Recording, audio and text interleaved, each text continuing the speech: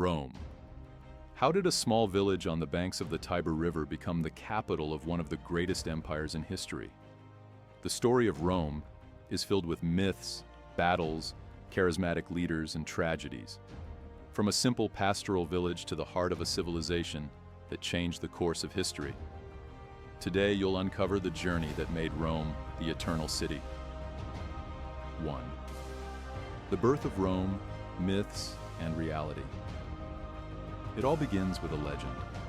Romulus and Remus, the sons of the Princess Rhea Silvia and descendants of the Trojan hero Aeneas, were abandoned by the Tiber River and found by a wolf who fed them. Growing up as warriors, the brothers decided to found a city. Amidst disagreements, Romulus killed Remus and became the first king of Rome, laying the foundations of this civilization in 753 BCE. This myth symbolized something important to the Romans, a symbol of strength and resilience. However, behind the legend, the foundation of Rome was likely the result of cultural fusion, the Latins, Etruscans, and Greeks. While the Etruscans contributed engineering and architectural knowledge, the Greeks brought their beliefs and philosophies. This blend formed the basis of Roman culture, a society that took pride in its eclecticism and practicality. If you are enjoying the video, don't forget to show your support, leave your like, and subscribe to the channel. This helps us to continue bringing epic stories from ancient Rome. 2. The Roman monarchy and the rise of the Republic. Rome began as a monarchy.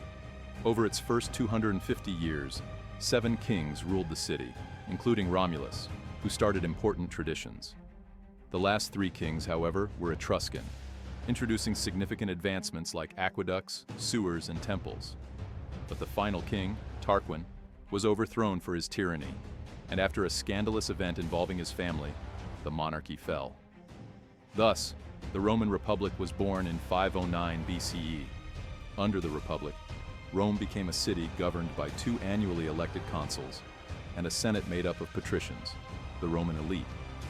However, the plebeians, the common people, held no real power. This inequality led to internal conflicts, resulting in concessions for the plebeians, like the right to elect tribunes and the creation of the 12 tables of laws. This established a legal foundation that would later serve as a model for many future legal systems. 3. Territorial expansion and the Punic Wars. With its government stabilized, Rome began expanding its borders. But as it spread across the Italian peninsula, Rome encountered a major rival, Carthage, a powerful city-state on the North African coast. This rivalry sparked the Punic Wars, a series of 3 brutal conflicts. In the Second Punic War, Carthage nearly destroyed Rome under the leadership of Hannibal, who crossed the Alps with elephants. However, the Romans recovered, and after a series of epic battles, defeated the Carthaginians, securing dominance over the Western Mediterranean. The final defeat of Carthage in the Third Punic War marked the end of its influence and solidified Rome as the Mediterranean's leading power. 4. Cultural conquests and Greek influence. The conquest of Greece and Hellenistic cities brought massive cultural influence to Rome. The Romans admired and adopted Greek philosophy, literature, and art, integrating them into their own culture. They Romanized Greek figures, renaming gods and adapting Greek works and stories into Roman style. This cultural fusion not only enriched Roman society, but also made Rome a more sophisticated and cosmopolitan civilization. 5. Civil wars and the rise of Julius Caesar. But the Republic's governance system began to fragment. Popular generals like Gaius Marius and Sulla vied for power, threatening the Republic's stability.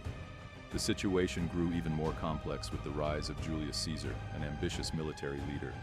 After conquering Gaul and expanding Roman territory, Caesar defied the Senate and marched on Rome. After defeating Pompey, his greatest rival, Caesar became a dictator for life. But his concentration of power caused great resentment among the senators, who assassinated him in 44 BCE. This act, instead of restoring the Republic, only intensified the civil wars. 6. The start of the Empire with Augustus. After Caesar's death, a new struggle for power emerged. Gaius Octavius, later known as Augustus, defeated Mark Antony and assumed absolute control over Rome. Instead of declaring himself king, Augustus took the title of Princeps of the Senate and presented himself as a restorer of the Republic, though he was actually Rome's first emperor.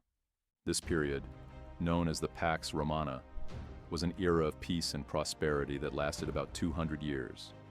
Under Augustus's rule, Rome built roads, aqueducts, temples, and monuments. The city of Rome became a symbol of power and grandeur, with impressive infrastructure that included the Colosseum and the Pantheon. 7. The emperors and the Julio-Claudian dynasty. After Augustus, power was passed to members of his family and allies, including figures like Tiberius, Caligula, Claudius, and Nero. Some ruled justly, while others became infamous for their extravagance and cruelty. Caligula is remembered for his megalomania, even appointing his horse as consul. Nero, on the other hand, is notorious for allegedly starting the Great Fire of Rome and for persecuting Christians. This period was marked by scandals and assassinations within the imperial family. 8. The peak and maximum expansion of the empire. During the 2nd century, Rome reached its territorial peak under emperors like Trajan, who expanded the empire as far as Mesopotamia. His successor, Hadrian, consolidated the borders and built monuments, including Hadrian's Wall in Britain. He focused on strengthening the borders rather than further expansion. Other notable emperors include Marcus Aurelius, the philosopher emperor, who wrote his reflections in Meditations while facing external threats to the empire. However, after his death, the empire began to suffer from internal crises and succession difficulties. 9. The decline, crises, and division of the empire.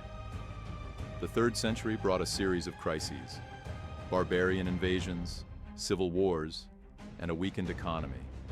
In response, Emperor Diocletian divided the empire into 2 parts, creating the Tetrarchy, a system with 4 rulers to ease administration. However, this system didn't bring lasting peace, and the empire continued to weaken. It was Constantine the Great who reunified the empire and moved the capital to Byzantium, renamed Constantinople. He also legalized Christianity, making it an important religion within the empire. Later, Theodosius made Christianity the official religion of Rome and divided the empire between his sons, creating a definitive split between the Western Roman Empire and the Eastern Byzantine Empire. 10. The fall of the Western Roman Empire. By the 5th century, the Western Empire was collapsing. Germanic tribes like the Visigoths and Huns invaded, sacking Rome in 410 CE and again in 455 CE. Finally, in 476 CE, the last Western Roman emperor, Romulus Augustulus, was deposed, marking the end of the empire. However, the Byzantine Empire survived and preserved part of Rome's heritage for another 1,000 years until its fall in 1453. Rome, though politically destroyed, left a cultural and historical legacy that still resonates today. 11.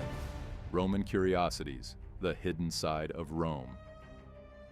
To wrap up, here are some fun facts about Rome.